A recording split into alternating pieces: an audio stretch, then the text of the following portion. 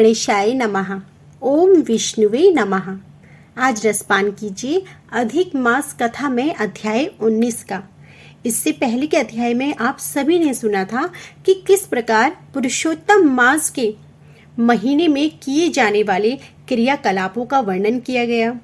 अब उससे आगे की वीडियो आप आज के अध्याय में सुनेंगे।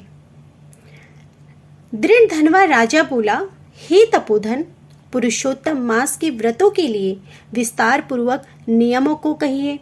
भोजन क्या करना चाहिए और क्या नहीं करना चाहिए, और व्रती को व्रत में क्या मना है, इसका विधान क्या है।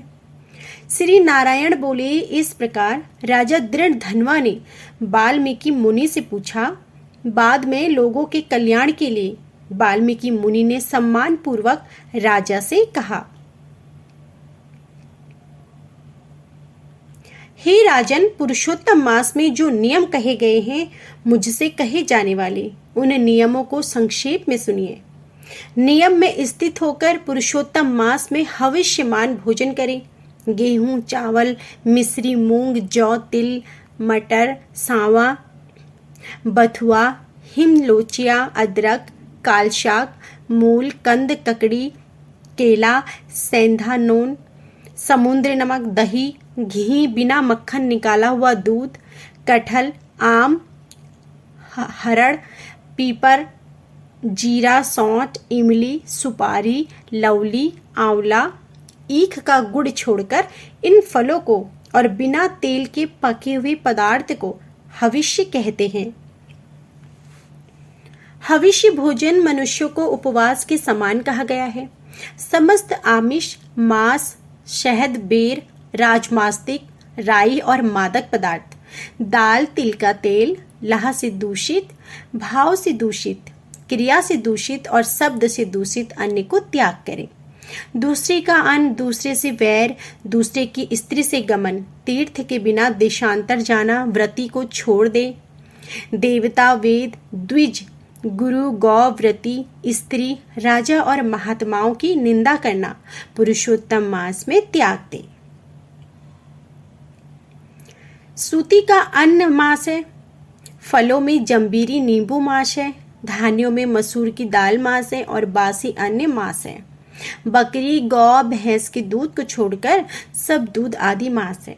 और ब्राह्मण से खरीदा हुआ समस्त रस, पृथ्वी से उत्पन्न नमक मास है। तांबे के पात्र में रखा हुआ दूध, चमड़े में रखा हुआ जल, अपने लिए पकाया गया अन्न को विद्वानों ने मास कहा है। पुरुषोत्तम मास में ब्रह्मचर्य, पृथ्वी में शयन, पत्रावली में भोजन और दिन के चौथे पहर में भोजन करें। पुरुषोत्तम मास में रजस्वला स्त्री, अनंतजय मछली, पतित, संस्कारहीन, ब्राह्मण से द्वेष करने वाला, वेद से गिरा हुआ, इनके साथ बातचीत ना करें।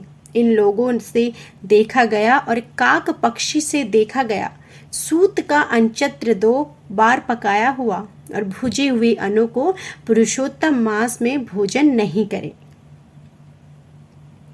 प्याज, लहसुन, मोथा, गाजर, नालिक, मूली, सिगरू, इनको पुरुषोत्तम मास में त्याग दें। व्रती इन पदार्थों को समस्त व्रतों में हमेशा त्याग करें। विष्णु भगवान जी के प्रिय अपनी शक्ति के अनुसार आदि व्रतों को करें। कोहड़ा, कंटकारिका, लटजीरा, मूली, बेल, आंवले के फल, नारियल, अलाबू, परवल, बेर, चर्मशाक, बैगन, आजिक, बल्ली और जल में उत्पन्न होने वाले शाक, प्रतिपद आदि तिथियों में क्रम से इन शाकों का त्याग करना। गृहस्थ आश्रमी रविवार को आंवला सदा ही त्याग करें। पुरुषोत्तम भगवान के प्रिय जिन जिन वस्तुओं का त्याग करें, उन वस्तुओं को प्रथम ब्राह्मण को देकर फिर हमेशा भोजन करें। व्रती कार्तिक और माघ मास में इन नियमों को करें। हे राजन, व्रती नियम के बिना फलों को नहीं प्राप्त करता है। यदि शक्ति है तो उपवास करके पुरुषोत्तम का व्रत करें, अथवा घृत पान करें, अथवा दुग्ध पान करें, अथवा बिना मांगे जो कुछ मिल जाए उसको भोजन करें, अथवा व्रत करने वाला यथाशक्ति फलाहार आदि करे जिसमें व्रत भंग न हो। विद्वान इस तरह व्रत का नियम धारण करें। पवित्र दिन प्रातः काल उठकर पूर्वाहन की क्रिया को करके भक्ति से श्री कृष्ण भगवान का हृदय में स्मरण करता हुआ नियम को ग्रहण करें।